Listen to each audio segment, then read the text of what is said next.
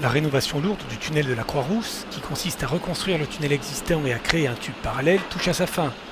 Après la réouverture du tunnel routier le 2 septembre, reste le second tunnel, un tube spécialement dédié aux modes doux et aux transports en commun, qui devait être inauguré le 5 décembre. Mais plus qu'un simple tunnel aux vertus écolo, c'est une galerie de sécurité dont l'utilisation a été étendue, comme l'explique Thomas Cavage, chef du projet de rénovation du tunnel. Donc ce tunnel, c'est avant tout une galerie de sécurité, mais dont on a voulu étendre l'usage, en fait.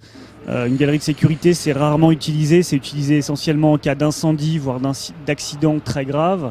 Donc l'idée, c'est de créer un ouvrage et de lui donner une fonction, je dirais, pérenne, et donc d'y faire circuler les piétons, à ma droite les vélos et à ma gauche les bus uniquement dans le sens Rhône-Saône. C'est la volonté de mélanger un peu toutes les circulations douces qu'on peut avoir en ville, mais ça implique aussi un certain nombre d'aménagements particuliers et puis avoir un tunnel le plus épuré possible pour un aspect propre et pas trop chargé.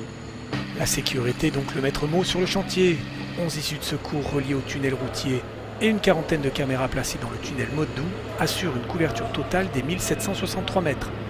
Un second tube de 10 mètres de large qui aura été construit en un an et qui bénéficiera, en plus de l'éclairage, d'œuvres numériques projetées sur les parois. Elles seront dévoilées normalement lors de l'inauguration et visibles à l'occasion de la Fête des Lumières.